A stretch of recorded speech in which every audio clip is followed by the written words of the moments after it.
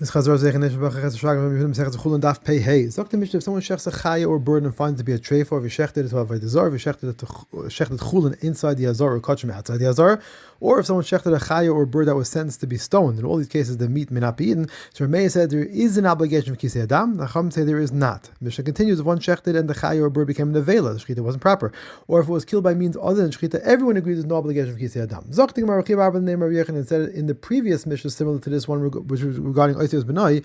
Rebbe agreed with the view of our mayor in our Mishnah that this shechita is considered to be a shechita, and therefore taught his view as the view of the Chacham. Regarding Kisei Adam, he agreed with the view of Rav Shimon, and therefore taught his view in our Mishnah as the view of the Chacham. What's Pshak Pshat that of the view of our mayor regarding Oisves Benoi? So Rabbi Shua ben Levi said he learned the Gzeir Shav on shechita from the case of shechting kachim outside the azar, and learned that Joe says in that case a shechita that's not fit to allow the meat to be eaten is still considered to be a shechita. The same is true for Oisves Benoi. Rabbani Rapach explains that Rav Shimon instead learns the Gzeir Shav from the story of Yosef having the meal prepared for him and his brothers, where the pasuk says Tavoyach Tevach, meaning shechita.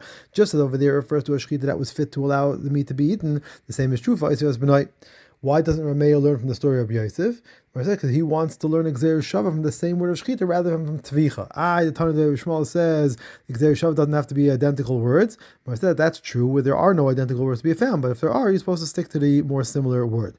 Why doesn't Rav Shimon learn from the case of Kachim Shechet outside the Azara? I said he wants to learn a case of Chullin from the case of Chullin rather than from Kachim. Rav Meir says Oisves Benoi applies to Kachim as well, and therefore we can learn from a case of Kachim. This is what was meant. That Rebbe agreed with the view of Rameir regarding Oisves Benoi, and therefore taught it as the view of the Chacham. What's the reasoning of the view of Rameir regarding Kisei Adam? So Shlachar said he learned the Gzeir Shav on Shvicha from the case of Shechting Kachim outside the Azar, and learned that just like in that case of Shechita that is not fit to allow the meat to be eaten is still considered to be a Shechita, the same is true for Kisei Adam. Rav Shimon says the pasuk regarding Kisei Adam says Asher Yeyochel, which means it only applies to meat that could be eaten. Rameir says this just comes to exclude a non-kosher chaya or bird from the Kisei Adam requirement. Rav Shimon says a non-kosher bird is not included because it may not be eaten. For the same reason, a treifa may not be included. The Gemara says this is what was meant that Rebbe agreed with the view of Rav Shimon regarding Kisei Adam and therefore taught it as the view of the Chacham. Zachmar Vayter Abba said Rameir did not consider such a shechita to be considered as a shechita for all purposes because Rameir agrees that this shechita would not make the meat mutter to be eaten. Also, Rav Shimon did not consider such a shechita not to be considered as a shechita of all purposes because Rav Shimon would agree that this unfit shechita would prevent the treifa from becoming tamah like an avela. The first part of the statement seems obvious. Rameir would not allow treifa to be eaten. But I said the ruling is needed for a case where one shechted a treifa and found a live full-term fetus inside. We would think that since Rameir considered this shechita to be a shechita, it should even obviate the ben pekua from being a shechita. The Rabbi therefore teaches that it's not a shechita for that purpose. In fact, Rameir holds that a live full-term ben pekua always needs its own shechita.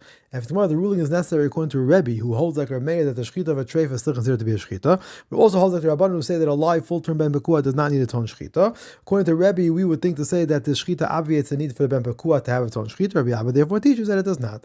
Reflecting more the halacha that the shechita of a treifa presented from becoming tamei as an avail is already taught by Rabbi Yehuda in the name of Rav, not from the drasha of a pasuk. And for the Gemara, the ruling is necessary for the case of the shechita of a treifa that was chulin shechted in the azar, in which case a brisa says, that Rav Shimon says, the animal is mutter b'hano, which means that the shechita is not considered to be a shechita at all. So we would think that maybe it's not even a shechita in regard to preventing it from becoming tamei as an avela. Rabbi therefore teaches that with regard to that, it is a shechita, and the animal will not have tumas nevela. A papa asked Abaye, does Rav Shimon hold that chulin shechted in the azar becomes aser b'hano even deraisa? Abaye said yes, he does. Mishnah says that Rav Shimon says chulin that was shechted in the azar must be burned, and the same applies to a chaya that was shechted in the azar. Now, if he holds that chulin shechted in the azar becomes aser deraisa, that's why he's geyser as a chaya as well. However, if even a behemoth is only exer d'Rabbanon, he would not be geyser a chaya on top of a behemoth, which itself is only exer. So we see that's the way he must be. The Gemara continues, Rav Chia's flax was attacked by moths. Rebbe told him to shech the bird over the water in which the flax was soaking because the smell of the blood will make the moths go away. In fact, Brisa says that if someone shechs because he needs the blood, he still has to do kisei adam. Rather, he should kill it by methods other than shechita, so that he may use the blood. So how could Rebbe have given this advice to shecht? And the Gemara of Dimi said Rebbe told him to first make the bird a treifa and then shecht it. And Ravin said Rebbe told him no, that to actually kill the bird without shechita. Rav Dimi gave his answer to teach that of course if he killed it by other than shechita he could use the blood, but Rebbe was teaching that even the shechita of a treifa doesn't need kisei adam, as Rav Chia Barabba said in Rebbe's view.